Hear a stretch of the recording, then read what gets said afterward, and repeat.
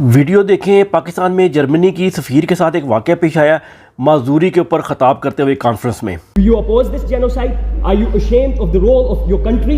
You have to answer this before you start speaking on genocide. She is here to talk about disabilities. Yet more than 12,000 children have been disabled in Gaza by the very weapons provided by Germany.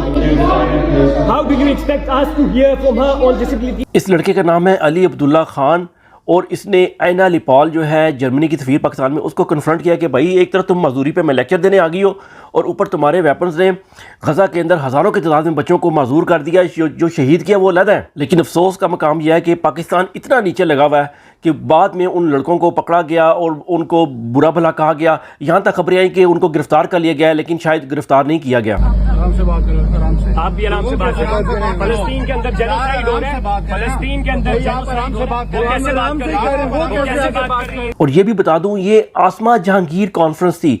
अगर आसमा जहांगीर जिंदा होती ना तो आज आईनी bench की सदर वो होती। ये मेरी बात लिख के रखें आप लोग। और ये जर्मनी की सफ़ीर पाकिस्तान बार के अंदर खिताब कर रही थी। आपने कभी सुना है पाकिस्तान का सफ़ीर यूके की बार में या जर्मनी की बार में जाके खिताब कर रहा हो, उनके यूनिवर्सिटीज़ और कॉलेजेस में जा रहा हो, उधर जाके लोगों को बता रहा हो कि ये करना चाहिए, ये नहीं करना चाहिए। दूसरी बात, एपेस्टीन फाइल से तो हमें साफ पता लग गया कि ये जो पोलियो के कतरे पिलाए जाते हैं और चीज़ें की जाती हैं, वो तो प्लान कर रहे हैं कि बच्चे पैदा करने की सलाहियत चली जाए बूढ़ा। अब तो इन लोगों की शैतानी हम सब के सामने आ गई है। आपने बताना कि क्या इस लड़के ने बिल्कुल ठीक किया और जो पाकिस्तानी इंतजामिया का जो रद्देमल था इसके साथ, क्या वो एक गुलामाना ज़हनियत का अक्कासी नहीं करता?